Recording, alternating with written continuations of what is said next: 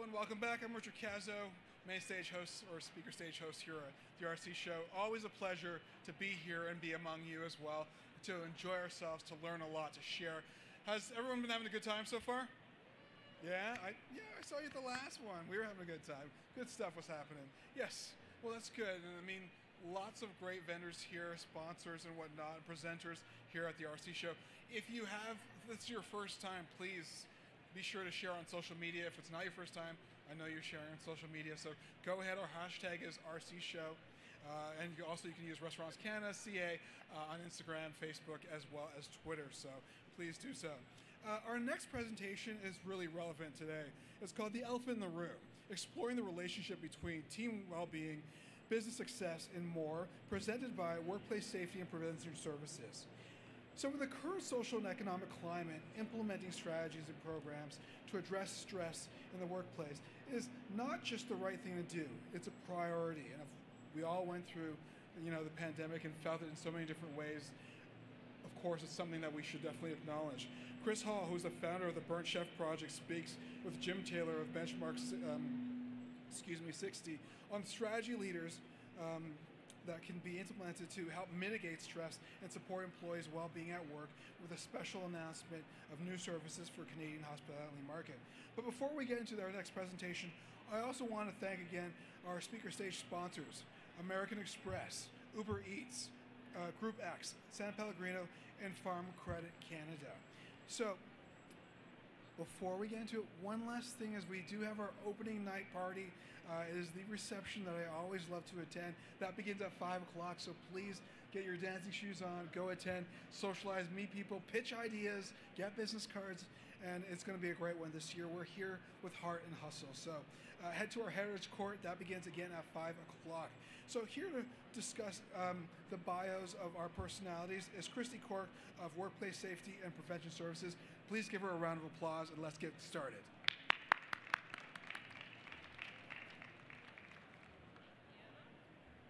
Hello, good afternoon, everyone. My name is Christy Cork. I am a specialized consultant in workplace mental health at WSPS.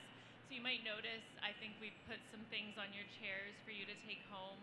If you want to know anything more about our services, there is a booth just over sort of to the back left. But without further ado, I am excited to introduce our speakers today. So Kris Hall is the CEO and founder of the Burnt Chef Project, a not-for-profit community interest focusing on people's sustainability. After 12 years of working in hospitality and experiencing a mental illness, Kris launched the project to tackle the stigma of mental health within hospitality.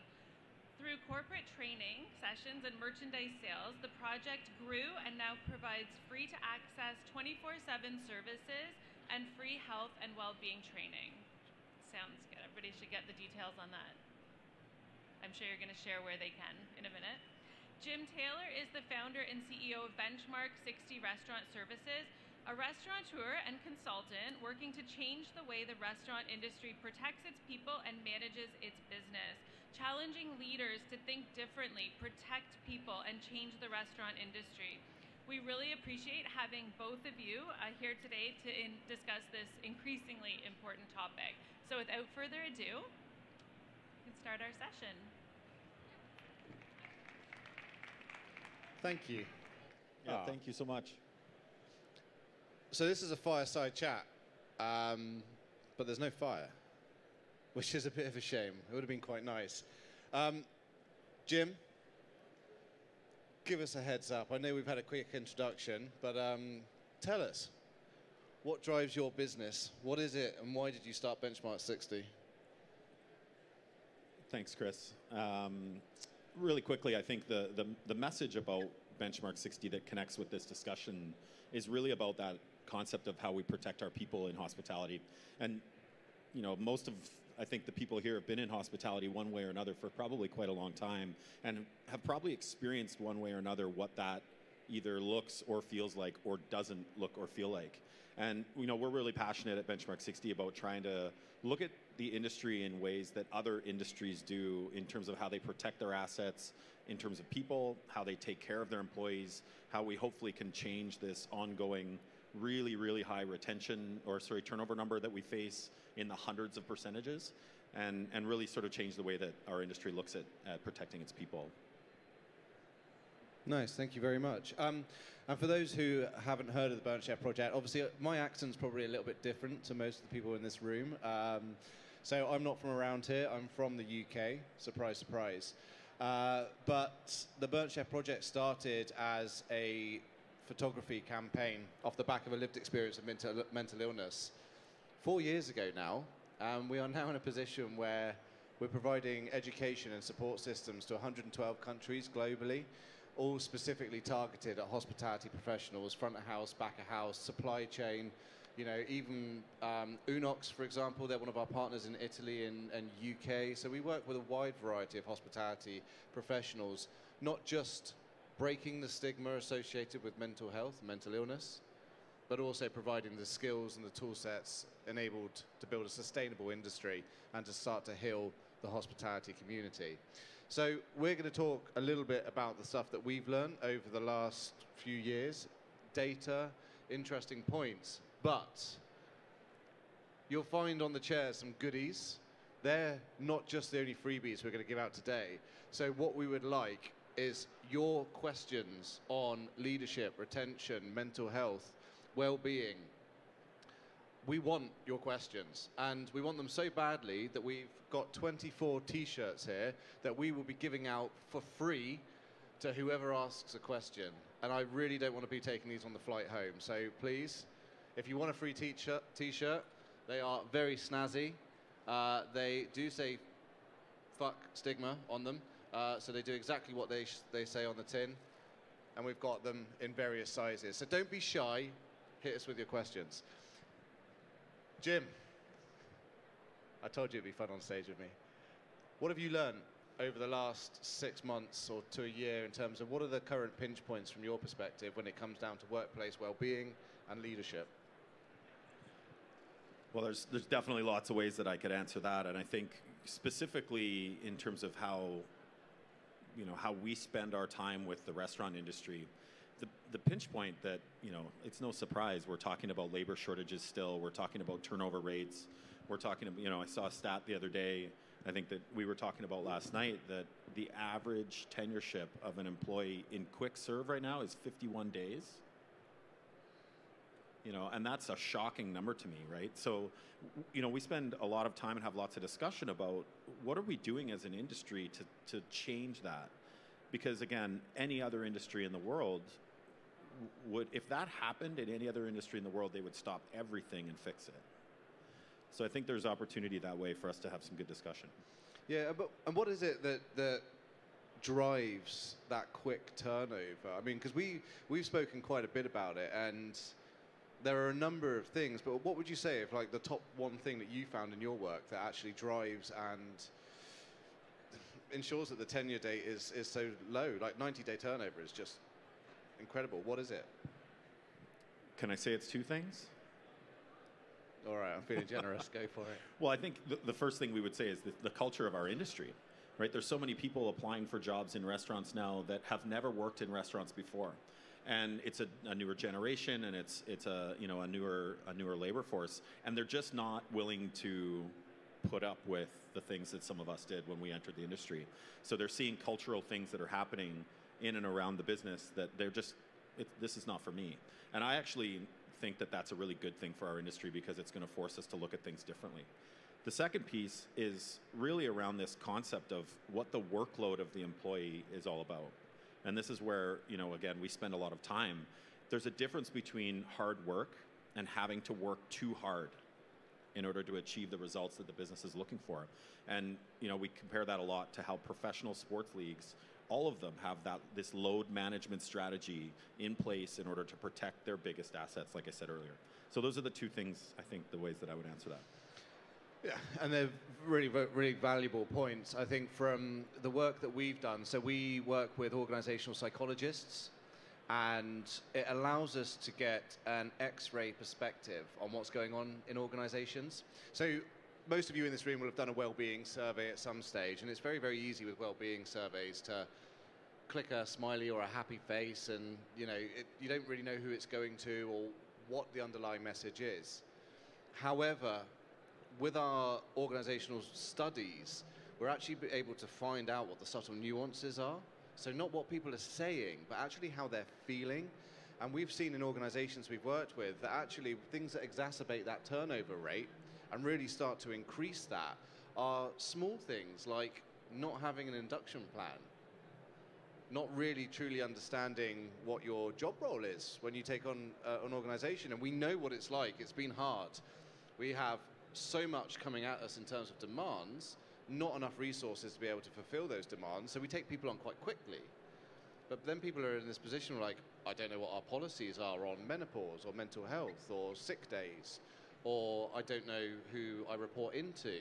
And these uncertainties very, very quickly turn into doubts about the right employment, and then people are leaving for those reasons. So there's a load of myriad of reasons, but the thing is, and both of our work shows, you don't need to spend lots of money to fix these problems, do you? Like, what would you say from your perspective is probably one of the key couple of things that organizations can do to start to change that tenure?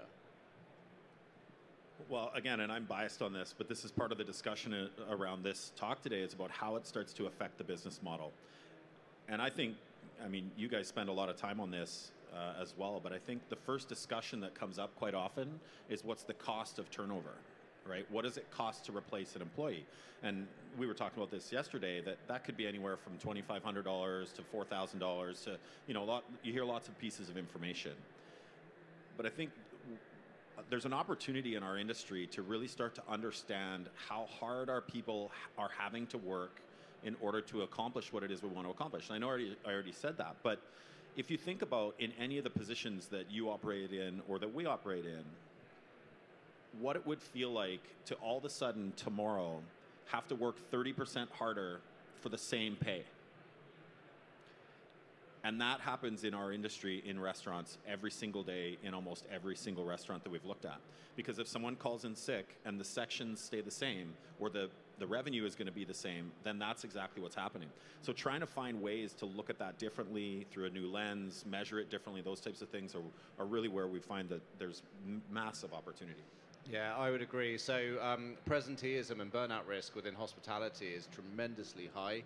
And both of us are saying these things, not because we are slating hospitality. We bloody love this industry, but we have to actually look at the realities of it sometimes. And in high stress, high demand workplaces, presenteeism is one of the key reasons that at the moment people are not performing at their best. And so for anyone who doesn't know what presenteeism is, and this is something that we do during our training, can I just have a quick show of hands from anyone who's worked one day at least with a hangover, please, from the audience? Okay, good. Okay, so we know what it's like. That's me. So we know what it's like to be at work and not really wanting to be there, not firing on all cylinders. Perhaps we're making silly mistakes more often than not. Perhaps, our attention's split, or we're just not really firing at 100%. What we're actually finding is presenteeism levels within hospitality are around, in some of the studies we've done, about 56% of the workforce are exhibiting signs of presenteeism.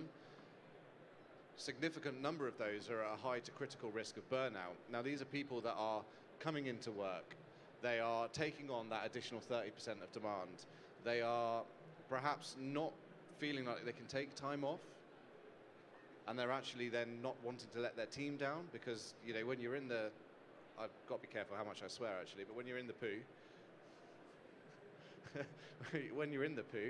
you don't want to let the rest of the team down really. So starting to look at actual presenteeism risks and rates. And I tend to do this thing when we're training about stress mitigation. When we look at stress, one really easy way to try and negotiate stress and perhaps the presenteeism that's associated with it is don't ask your teams, how stressed do you feel? When you ask that question, everyone goes, yeah, I'm really stressed, really stressed. It's not an easy measurement, but actually starting to look at how time feels. And when I say time, let's go BC, before COVID, right? We were all in our merry little way, and time is normal. And then this thing called COVID comes about, and all of a sudden, we go to full stop.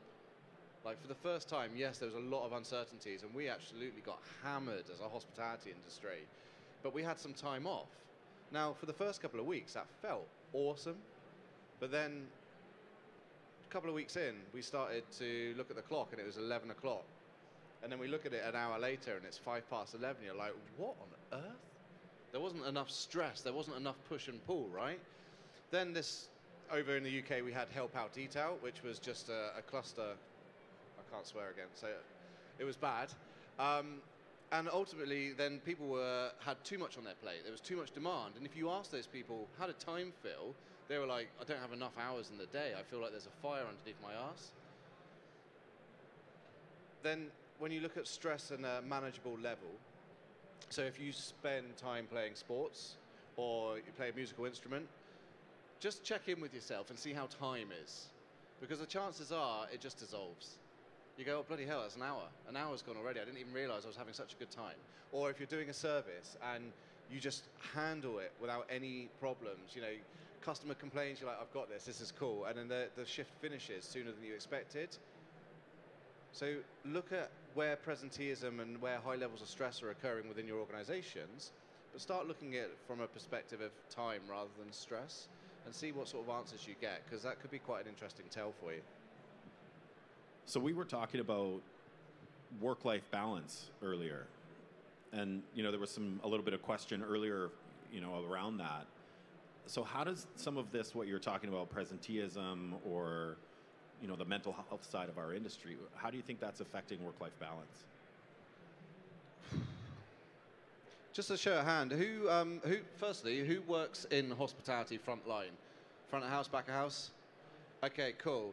Now, keep your hands up if you do work in hospitality, please. Just for 2 seconds, you won't get tired, unless I keep talking and explaining, in which case you're going to get really tired. Okay, just leave your hand up if you feel like you've got a work-life balance at this moment in time. He's an ambassador of ours. Hi. Okay, so I think what we have in reality is that actually we're not quite there yet with that work-life balance. And perhaps it's one for question time and you'll get a t-shirt, but like, what does work-life balance mean to you? Like, what do we need to achieve? Is it this 4-3 working week that people are talking about? Will that help with presenteeism? In some cases, maybe, but also on the flip side, it might actually increase it because it doesn't work for everyone. So it has to be right for your individuals, has to be right for your organization as well. But you said, didn't you, it's not necessarily about your work-life balance, it's also about what the work culture is like. You can have that life balance, but when you come into a bad culture, it's not always going to, it has to be weighted, right? Yin-yang, perfect symmetry, yeah? Yeah, and in a lot of our experience, we're finding that there's a lot of companies, and this is a really good thing, but there's a lot of companies that are spending a lot of time figuring out from a strategy and implementation perspective around what are we doing to improve the life part, right? Whether it's benefits or wages or vacation time or those types of things. And I think where and you're doing a lot of this, and we do a lot of this too, where there's a lot of opportunity to start to look at what the work part is about. Because, and I say this to people all the time, that the life side is great, but if you're immediately stressed the minute you get back to work, then it's kind of all for naught, right? So there is definitely opportunity to improve that balance, I think. And just to put some context behind this, we talk about presenteeism, we talk about stress and work, but let's put this into monetary terms for you so that it makes sense. So one of our studies where we found out that 56% of the workforce, and this was a good employer, this was a business that's been going around since the 80s, 56% of the workforce were exhibiting signs of presenteeism. The work culture wasn't quite right in terms of workload management. The cost to this organization on 141 people was £78,000 a month in lost revenue. Now that sounds like a lot of money, right? And it sounds like that's too much. This is a scientific backed study that showed £78,000 a month was being lost due to mistakes, perhaps more conflicts at work. These are issues due to presenteeism and not having that right level of workload management with an organization. Now, I don't know about you, but running a business, I could do with £78,000 a month, quite comfortably. And when we start to look at operating profits within the restaurant trade, what are we? Between 1% and 5% if you're lucky. You know, all of a sudden that changes your profit margins from into double figures quite comfortably as well, right? Yeah, dramatically. That's a big, I mean, depending on the business, that could be make or break whether they stay in business or not. Yeah, and an interesting case study that we found ourselves in about a year and a half ago. We were working with, there was some project work happening with a 10-unit restaurant company, full-service restaurants. And part of the discussion was that none of the locations across the board, front of house or back of house, were able to achieve their labor cost targets month on month, week on week, and even sometimes day on day. And the company was starting to have some discussion about maybe it's time for some management change. You know, a lot of our management can't seem to hit their targets. They're not getting good results. You know, we've raised our prices 4, 5, 6 times over the last 2 years, so revenue is really strong, but we're just not seeing the same profit margins. And you know, I credit this company because they didn't just think about, well, it's inflation and it's, you know, COGS that are going up. So we started to break this down from a people perspective and what the levels of overall productivity in the business and the employee workload was actually doing to the business model. And so we found that when we connected it to people from an HR perspective, their average employee had worked for the company in 2019, pre-pandemic, close to a year and a half. So this is across 10 full-service restaurants. In terms of our industry, that's not bad retention. You know, we'd like to have better, but that was, you know, it was okay. But by the time we were doing this case study, the average employee tenureship for that company was less than 4 months. So what that told us when we started to actually measure what was happening was the average employee wasn't capable of handling the same level of workload as their counterpart would have been able to a couple of years ago. And that's strictly based on experience and training and, you know, all these different things. So it was dramatically affecting the business model, decision making around people, and lots of these things. So, you know, starting to look through some different lenses around experience level and training and workload and those types of things are definitely coming more to the forefront, I think. Yeah, we haven't even talked about turnover rates yet, have we? Should we play a game of higher or lower? Do you know how to play higher or lower?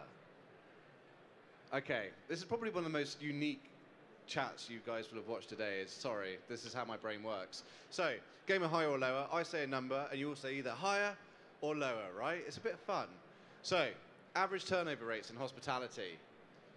We'll start with a number. Someone shout a number at me.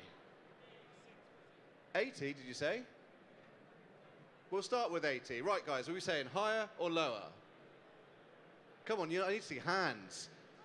Lower. Lower turnover rate. No, it's higher, I'm afraid. Sorry, you have to go. Okay, so it's higher. What else? What other number have we got? 120, did you say? 120?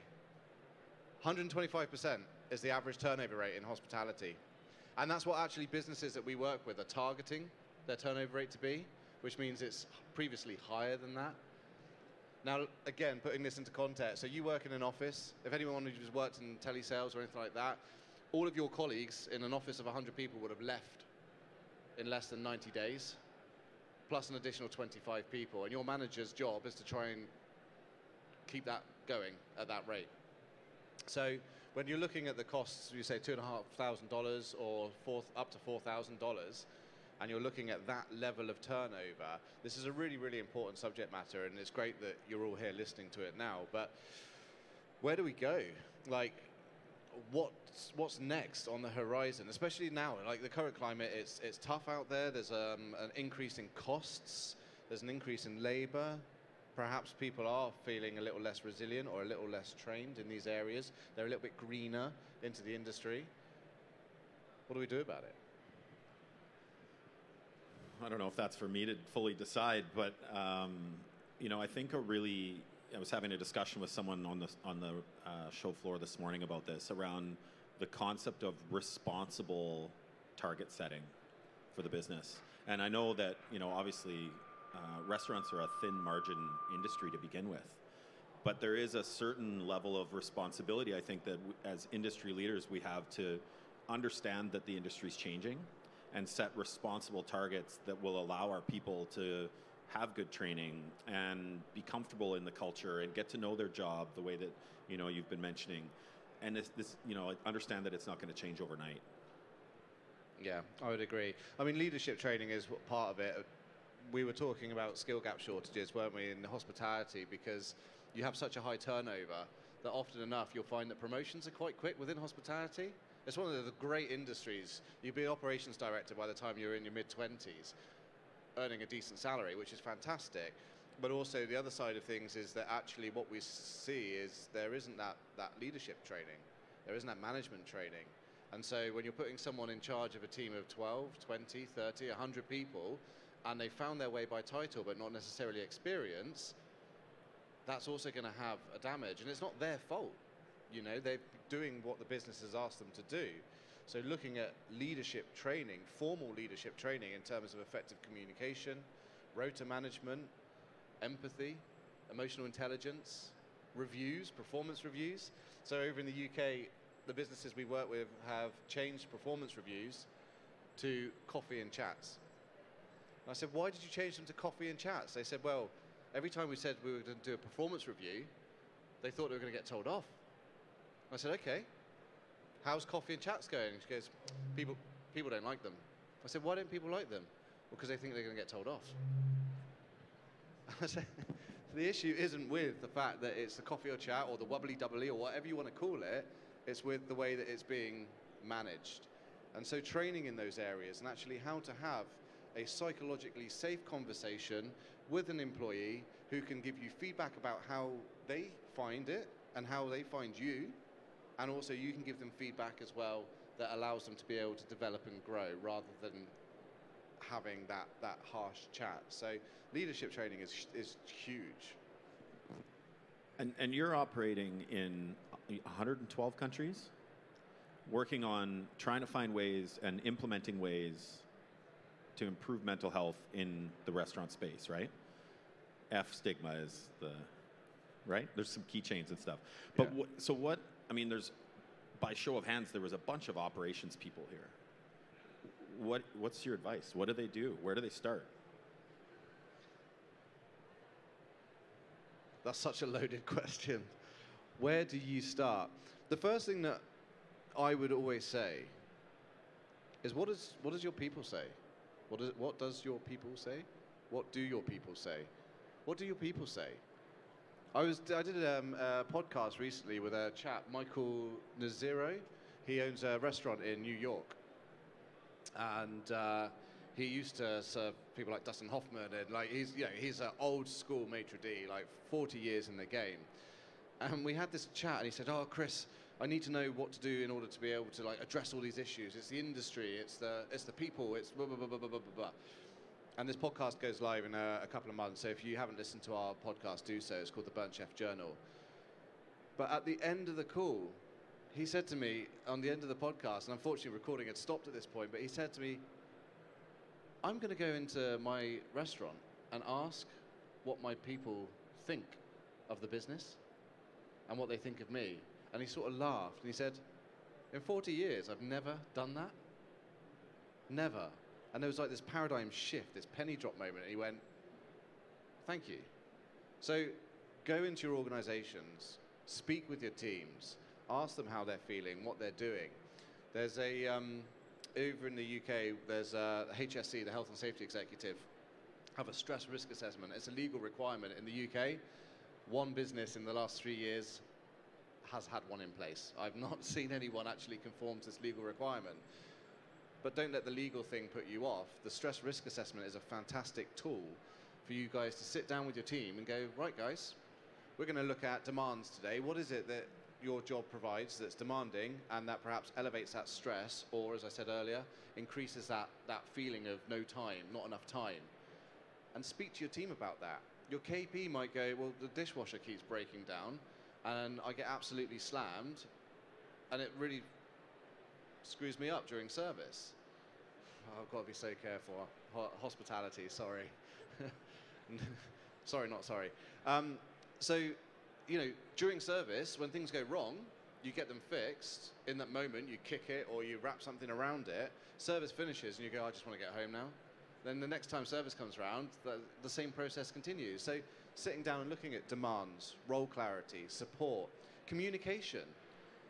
Again, sit down with your teams. How do we communicate with you? Well, via WhatsApp on my days off. How does that work for you? Well, it really screws with my day off. If I've had one day off in 7 days, and you're getting a preach, right? Yeah. You're getting that message come through, ping, where's the colander? Ping, have you ordered the wine? All of a sudden, you're straight back out of holiday mode, that rest and recovery time, straight back in. But until you have these conversations with your team and you ask them these open questions, you don't really know where to begin. And we've probably all dealt with that. The example that I always use, and I will never be able to live this down because my amazing wife won't let me forget this, is that our wedding, our honeymoon, was the first time in 7 years that I turned on my vacation notification on my email. I'm not sure if that's magic or tragic. It's tragic. Oh man. But taking that time off, I think also if any of you are leaders in this field here, if you are managers, operations, if you're business owners, is giving yourself permission to take time off, which if you work in hospitality, right, it's a drug. We like that push, we like that stress, and I'm stereotyping here. I personally thrive off of it. However, what we have to realize is, one, that we need to set an example to our teams that it's okay to take time off, because often enough, it's not what you say, it's what you do. And if you're not taking that time, the rest of your team go, well, I might only do 35, 40 hours, but they're doing 80, so what's wrong with me, and why shouldn't I do that?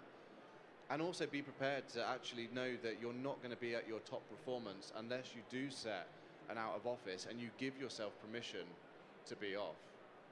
And a lot of you now are probably getting a little bit, oh, that feels a bit uncomfortable. Think about how you need to get there. Think about what things and steps you need to do. Think about what life was like before mobile phones, you know? If you didn't have a mobile phone, would you be able to be on call 24 hours a day? No. Your team would be empowered enough to be able to know exactly what to do in the case of emergencies to get that fixed, right? So give yourself that permission to take time off. I'm conscious of time, and I've got 20 t-shirts that I need to get rid of. So I hope you've all been listening, and you have some fantastic questions. If you do, there is a microphone in the middle. All I need to know is your question. We'll answer it for you, and I'll lob a t-shirt at you. Go on, guys, don't be shy.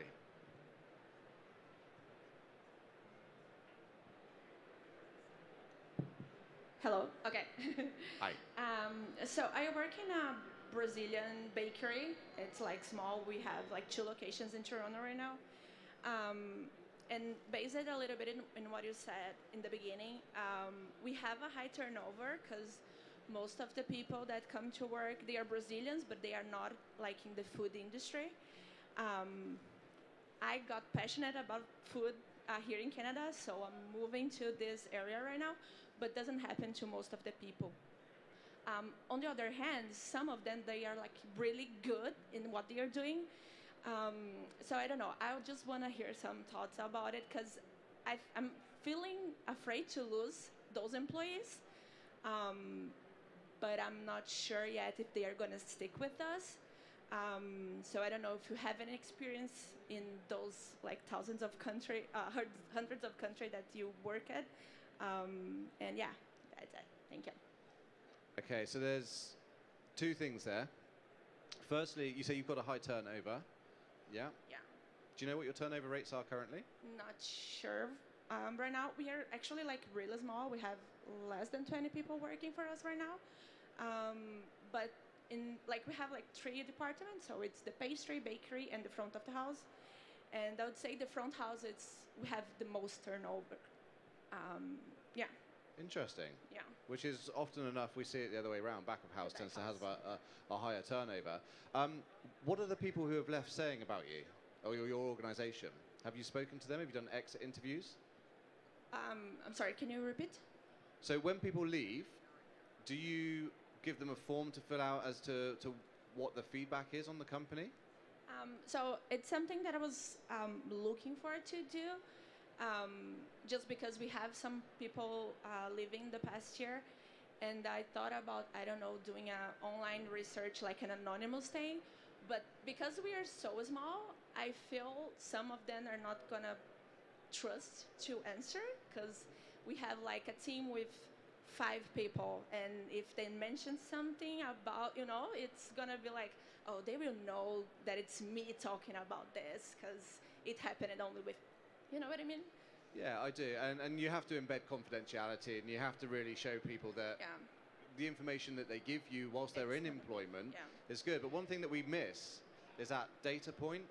And both of us, we're geeks, we love data. But if people are leaving your organization, and I'm not saying this as a reflection on you or the business at all, but they're leaving for a reason, and the sooner you can actually speak to the people who have left, the sooner you can start to establish the reasons and why they're leaving. Because until that point, you could be looking at rota management, you could be looking at salary, you could be looking at induction plans, training.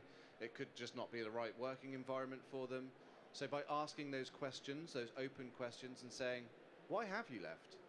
What is it that we're not doing right? Because we want to fix it. You might find that actually, although some of that feedback might be a bit difficult, that would be a fantastic port of call. Irrespective of what nationality you are, I'm not going to sing and start dancing. Please, come and grab a t-shirt. Does that answer you? Does that help at all? Sorry, have a rifle through there. There's all sorts of sizes. I don't usually do this. Right, next question, please. Good afternoon. Would more breaks help increase productivity? I know it seems counterintuitive, but traditionally here they give you one break every 3 hours. Would maybe a break every 90 minutes be better? Have you ever tried that? I'll take this one. So what I always encourage operations teams to look at is not so much what individual productivity looks like, but what the whole business as one entity looks like from a productivity perspective. Because what that'll do, if you start to find a good way to measure that, is it will also help you determine the threshold for when it becomes a workload issue. Right? And so you can start to implement things like, let's try the added break, or let's try a 4-day work week, or let's try adding another person to the schedule. And you'll immediately be able to see what's happening with how productive the whole business is at one time. So things like added breaks, I don't think either of us can necessarily answer yes or no that will fix whatever problem there is. But I think what I would encourage you to do is find a way to measure how productive the business is, and then start to try things and see what happens. Because I think it's, measurement is one thing, and just trying new ideas and implementing new strategies is a big part of moving things forward. Great, thanks. Yeah, and also try to address the problem, I would say. Find out if people do want additional breaks. Again, ask the question. This isn't going to be my answer to everything, by the way, but ask the question, do you want more breaks? Or what would you like to be doing during your breaks? Because again, another thing that's often missed is people might be taking their breaks, but they're sat on the curb outside, when in fact, actually, they might want a seat in somewhere that's warm and somewhere that's been provided for them. So it's not necessarily about the length of time that you have the breaks or the regularity, but the environment they're in. So, measure that productivity, as Jim says, but also speak to your team, because otherwise what we perceive to be the fix or the solution sometimes may do more damage than good. Grab yourself a t-shirt, sir. Thank you. Hi there. Sorry. Just first of all, Kris, I've been a really big fan. I've been following the Burnt Chef project for several years now, just like really upkeeping with it. So it's a pleasure to meet you. And just, fantastic. I have kind of 2 questions almost. You can choose to answer both of them or one of them.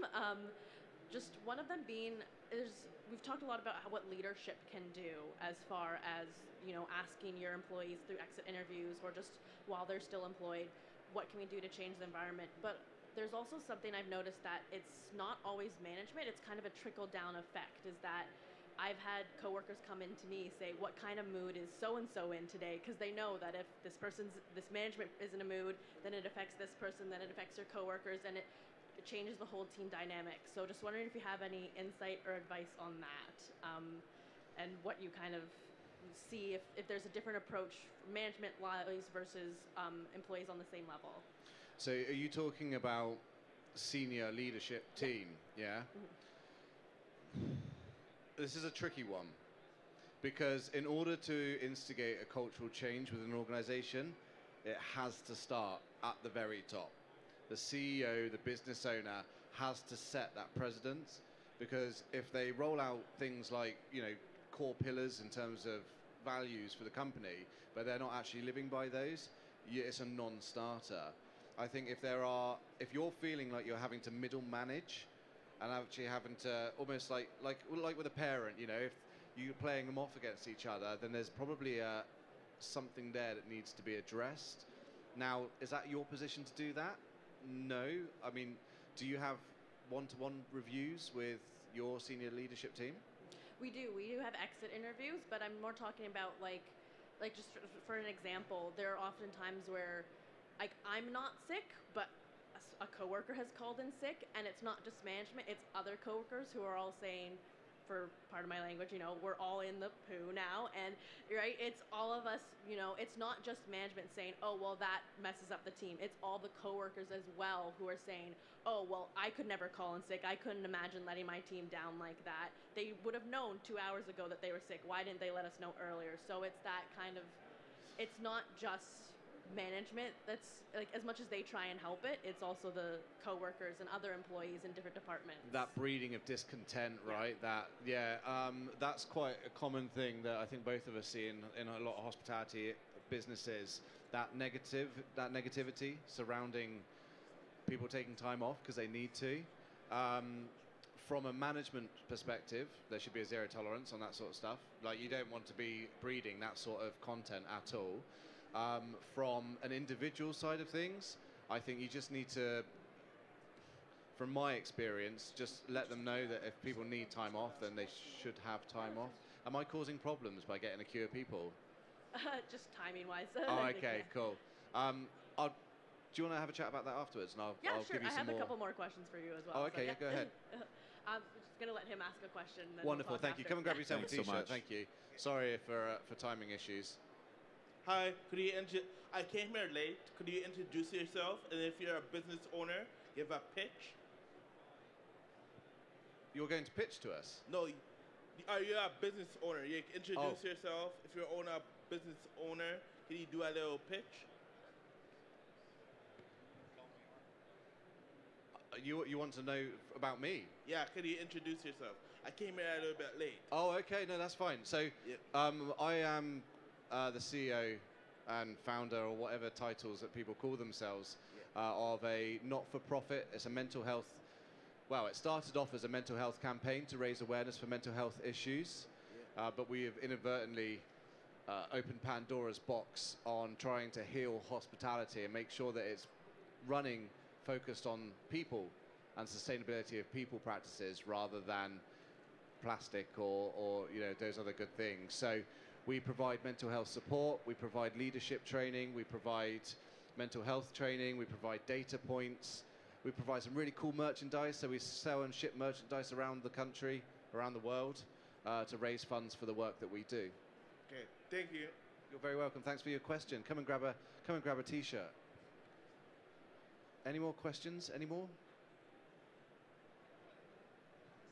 So, we are talking about mostly about the management or colleagues' behavior, but I have a question about how to control the patrons' behavior. Because the COVID has given enough time for anyone that works in industry to understand their worth. So how do you control the patrons' behavior? If someone is trying to humiliate you purposely because they are spending $50, $60 for their drink or dinner, so how do you control that?